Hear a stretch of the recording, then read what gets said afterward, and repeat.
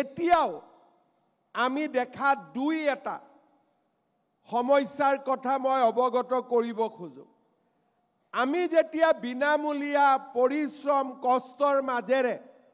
লৰা ছোৱালীবিলাকক চৰকাৰী চাকৰিত পঠাই দিও ট্ৰেজাৰীলৈকে গৈ এনপিএছৰ নম্বৰটো লবৰ কাৰণে তেওঁলোকে ঘোষ দিব লাগে 200 250 300 400 টকা ঘোষ দিব লাগে প্ৰথম দৰমহাটো লবৰ কাৰণে তেওঁলোকে কাৰোবাক 2 টকা ঘোষ দিব লাগে মই আমাৰ প্ৰত্যেকজন লৰা ছোৱালীক অনুৰোধ কৰিম আমি 1 টকা দি চাকৰি পোৱা নাই আৰু আগলৈও কাকো 1 টকাও আমি ঘোষ নিদিও আৰু কোনোবাই যদি 1 টকাও লব খোজে আপোনালোকে মোক জনাব আৰু আমি নিশ্চিত কৰিম ডিজিপি চিফ সেক্ৰেটাৰী সকলোৱে যে চাকৰি লোৱাৰ আগতো পইচা দিয়া নাই চাকৰি লোৱাৰ পিছতো আমি কাকো টকা নিদিও ই আমাৰ প্ৰতিজ্ঞা হ'ব লাগিব পোষ্টিং দিওতেও আমি চেষ্টা কৰিছো যাতে আপোনালোকে ট্ৰান্সফাৰ বিচাৰিবলগীয়া নহয় হয় ঘৰৰ জিলাত নহলে ঘৰৰ ওচৰৰ জিলাত আমি যিমান পাৰো চেষ্টা কৰিছো 90 জনৰ চেষ্টাত আমি সফল হৈছো 10 জনক আমি আজি কৰি হয়তো কৰিব পৰা নাই কিন্তু কেইদিনমান পিছত আজিকালি আমি নতুন নিয়ম কৰিছো চৰকাৰৰ চাকৰিৰ বদলীকৰণৰ সুবিধাৰ বাবেও আমি স্বাগত সতীৰ্থ বুলি এটা পোৰ্টেল কৰিছো যাতে আমি নিজৰ ভিতৰতে ট্ৰান্সফাৰবোৰ কৰি থাকিব পাৰো কাৰো ওচৰত যাব নালাগে যোৱাবাৰ আমি একে দিনাই 16,000 লৰা ছোৱালীৰ আমি ট্ৰান্সফাৰ পোষ্টিং কৰিছো কোনো অফিসত যাবলগীয়া হোৱা নাই পোৰ্টেলৰ জৰিয়তে এইবাৰো আমি পুলিচত চাকৰি দিওতে চেষ্টা কৰিছো যাতে ছোৱালীবিলাকে হোম ডিস্ট্ৰিক্ট পাওক লৰাবিলাকে হোম ডিস্ট্ৰিক্ট নাপালেও কাখৰ জিলাখনত অন্তত চাকৰি পোৱাৰ সুবিধা পাওক আমি চেষ্টা কৰিছো কাৰণ আমি এখন নতুন অসম বিচাৰো আজি নতুন চাম আৰক্ষীৰ মই এটা কথা আজি ক'ব খোজো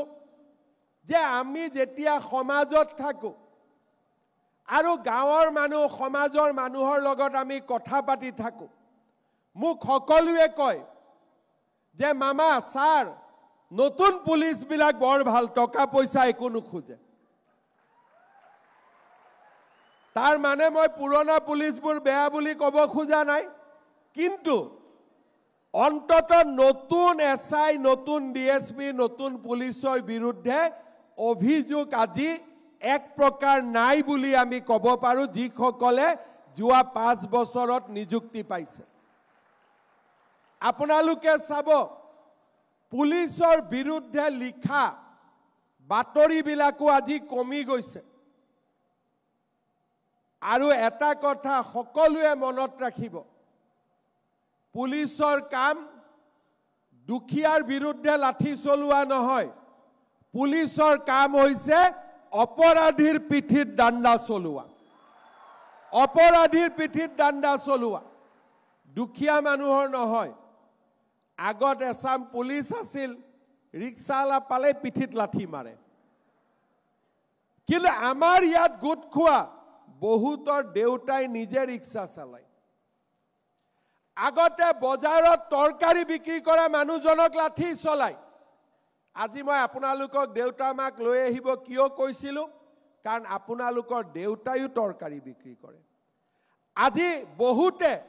গাঁৱৰ খেতিয়কজন থানাত আহিলে বেয়া ব্যৱহাৰ কৰে আজি মই আপোনালোকৰ দেউতা মাক কিয় লৈ আহিব কৈছিলো কাৰণ আপোনালোকৰ দেউতা মায়ো খেতি কৰে আৰু বহুতে ঘৰৰ কাখৰ সবজি দোকানখনক গৈ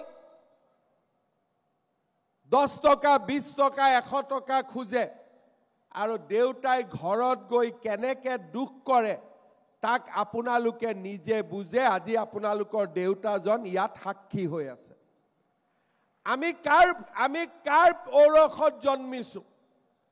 দুখীয়া দৰিদ্ৰ মধ্যবিত্ত পৰিয়ালত আজি অসমত মন্ত্ৰী এমএলএৰ খুলখালিয়াকে চাকৰি নাপায় আজি আমাৰ অসমত মন্ত্ৰী এমএলএৰ ল'ৰা ছোৱালীয়ে চাকৰি নাপায় আজি আমাৰ অসমত ৰিক্সা চালকৰ ল'ৰা তৰকাৰী বেপাৰীৰ ল'ৰা ঠেলা চালকৰ ল'ৰা কৃষকৰ ল'ৰাই আজি চৰকাৰী চাকৰি পায়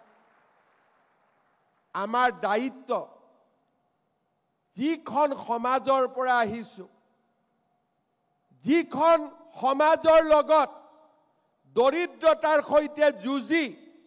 3 বছৰ কষ্ট কৰি আমি আজি পুলিচ হ'ব পাৰিছো আমি যেন সদায় মনত সেই সকল দৰিদ্ৰ মধ্যবিত্ত লোকৰ প্ৰতি সন্মান ৰাখো কাৰণ তেওঁলোকৰ চকুত আমি আমাৰ দেউতাক দেখা পাব লাগিব তেওঁলোকৰ চকুত আমি আমাৰ মাক দেখা পাব লাগিব 10% 20% কৰবাত যদি বেলেগ ৰাস্তাত গৈছে আমি তেওঁলোকক কেনেকৈ ঘূৰাই আনিম তাৰো আমি চিন্তা কৰি থাকো মাজে মাজে আপোনালোকে দেখে যে আমাৰ অফিচাৰ বিলাক দুই এজনৰ ঘৰত পুলিচ যায় 1 কোটি 2 কোটি টকা ধৰিও লৈ আহে আৰু দুই এজনে টকা লওঁতে ধৰোতে তেওঁলোক গ্ৰেপ্তাৰো হয়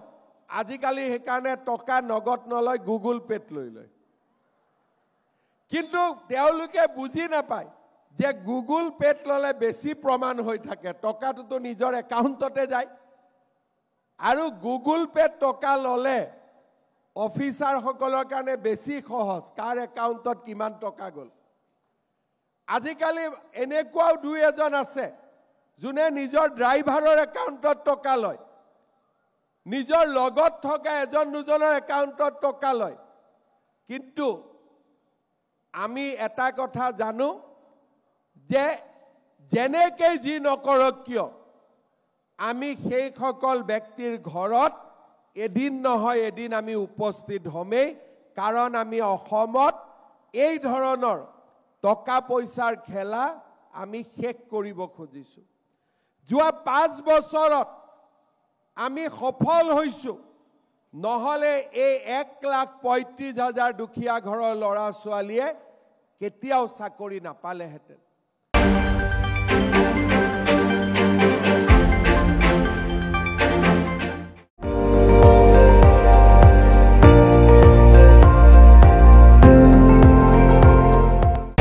আপুনি চাই আছে ND24